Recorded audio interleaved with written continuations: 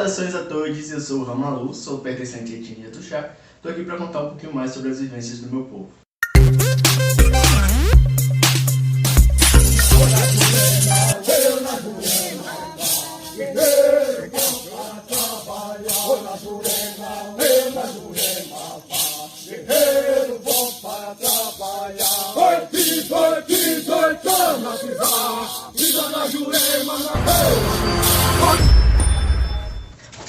Os Tuxá aqui no Pará, até o ano de 1985, também ocupavam as terras da aldeia-mãe, no município de Rodelas, no norte da Bahia, na região do submédio São Francisco, fronteira com o estado de Pernambuco.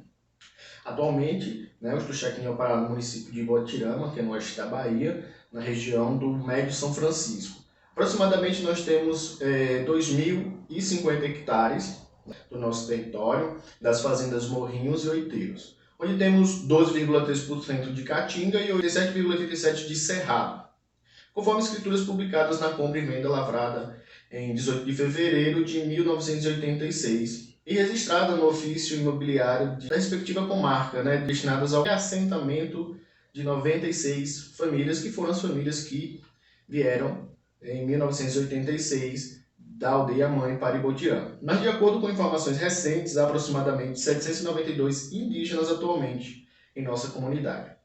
O território foi adquirido no ano de 1986 através do Decreto 379, de 24 de 12 de 91, que foi publicado no Diário Oficial da União, de 26 de 12 de 91 também, homologada a demarcação administrativa da terra indígena Ibotirama no estado da Bahia.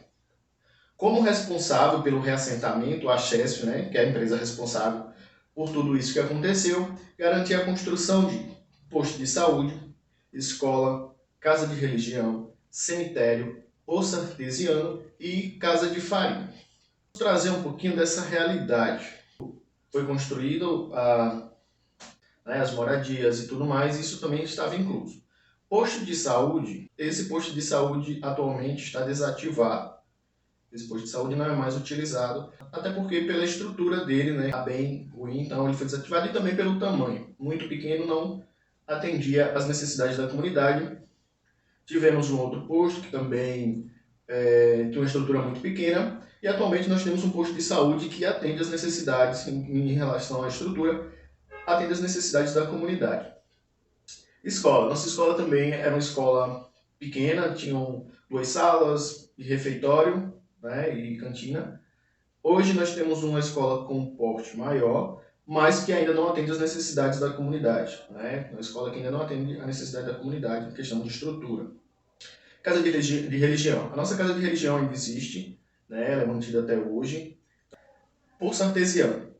Uma das coisas que sofremos bastante em relação ao abastecimento de água. Nosso abastecimento de água antigamente era da água do Rio São Francisco, do Velho Chico. Esse sistema de abastecimento, que era do rio, ficou bastante precário por falta de manutenção, até que foi desativado. Foi adquirindo o poço artesiano. Adquirimos um poço artesiano, um poço mais antigo, que depois de um determinado tempo também já não estava suprindo a necessidade, porque já estava quase esgotado. Foi furado um outro poço e que também está quase esgotado, e foi adquirido um terceiro poço por uma das associações da comunidade. E esse poço que foi adquirido pela associação era destinado para irrigação, mas por conta da necessidade de abastecimento de água nas residências, esse poço está sendo utilizado para abastecimento das casas, não para irrigação, porque não temos outra fonte de abastecimento, porque o antigo poço que era para consumo está se esgotando, o abastecimento do Velho Chico está parado, não está funcionando mais. Então tem um problema sério, questão de abastecimento de água. Nossa casa de farinha. Foi construída essa casa de farinha, uma casa de farinha de grande porte, para a comunidade. Só que essa casa de farinha foi saqueada e a partir daí não foi mais utilizada. Hoje nem a estrutura dela mais existe.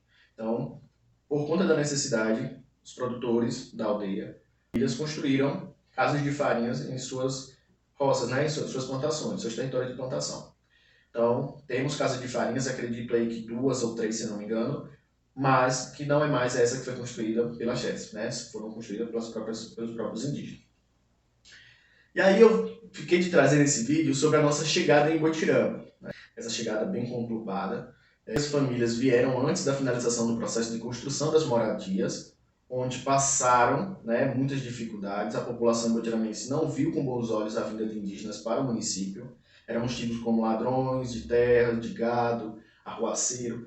Queríamos trazer problemas para a cidade. Essa era a visão que eles tinham da gente. Hoje a visão não é tão boa também, mas não dessa forma aí, né? Tem outras visões que eles gostam de nos intitular para nos colocar como inferior a eles, né? E não digo todos, tem pessoas maravilhosas na cidade que admiram a nossa cultura, as nossas tradições, mas tem outras pessoas que não deixam nem um pouco guardado para si o racismo que carrega contra os povos indígenas.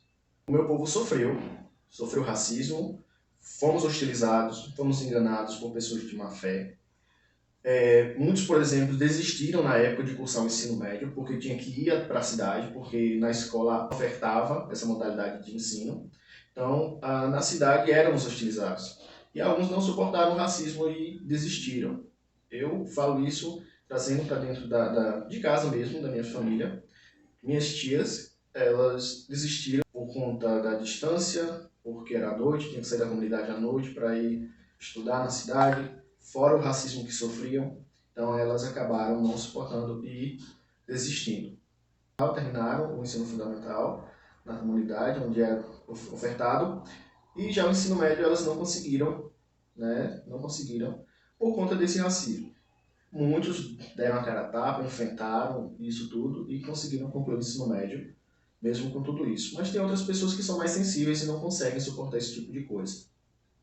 Então elas vieram cursar o ensino médio junto comigo, em 2004, se não me engano, 2004 a 2006. Foi aí que elas conseguiram concluir o ensino médio, por conta do racismo que sofriam na cidade. E eu também cursei o ensino médio na cidade. O que foi diferente para mim é que era uma turma maior de indígenas que estavam cursando, praticamente a minha sala só tinha indígenas, então isso me dava um conforto maior. Não só para mim, mas para todos os parentes que estavam naquela turma. Sofríamos, ouvíamos piadas a todo momento, principalmente por questão de estereótipo, dessa ideia do indígena do livro de história, que em sua maioria os indígenas do Nordeste fogem desse estereótipo, e sofríamos bastante.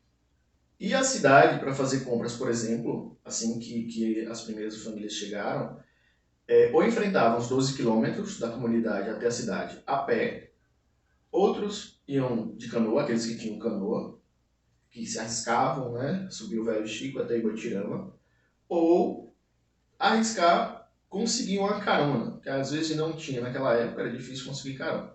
Mas o acesso a transporte mudou no decorrer dos anos. Os donos de comércio percebendo que os indígenas estavam dando lucro para os seus comércios, ofertavam carro uma vez no mês para que as famílias fossem à cidade para fazer compra.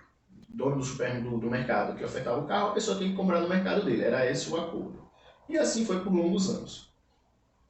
Já a estrada que dá acesso à cidade continua a mesma de antes, horrível, é uma estrada que não muda. Um dos nossos problemas também de acesso à cidade é essa estrada, uma estrada que entra prefeito e sai prefeito e a estrada continua do mesmo jeito. Eles maqueiam a estrada por um período e depois largam de mão e é horrível. Não tem transporte que suporte essa estrada. Na cidade, o racismo ele apenas foi mascarado. Nos enxergam como falsos indígenas, que é uma coisa hilária que a gente tem que, às vezes, suportar, porque não dá também para brigar o tempo todo, porque chega a ser cansativo. A ignorância de algumas pessoas que se dizem intelectuais, quando eu digo isso, estou falando de professores que reproduzem falas racistas, que invisibilizam indígenas, que fogem do estereótipo do livro de história, como eu já falei. Professores da cidade, professores que trabalham em instituições de ensino de nível superior, reproduzem isso. Então eu deixo aqui para você a dica de que você que pensa assim, o que nos define como indígena não é nossa cor de pele, não é o nosso cabelo, o que vestimos, onde moramos, não é isso que nos define. O que nos define é o nosso pertencimento, nossa ancestralidade, nossa cultura, quem somos, o sangue que corre em nossas veias. Isso é que nos define como indígenas, como pertencentes de um povo. Então, finalizando já esse vídeo, espero que vocês tenham curtido mais um pouquinho sobre a realidade da minha comunidade. Então, deixo esse pensamento. Ser indígena é questão de pertencer, questão de ancestralidade, do sangue que corre em nossas veias. Não é o estereótipo, não é o que eu sou por fora, e sim o que eu sou por dentro, ou aquilo que eu carrego como identidade indígena. Então é isso. Espero que vocês tenham curtido mais esse vídeo e até a próxima segunda-feira. Até lá!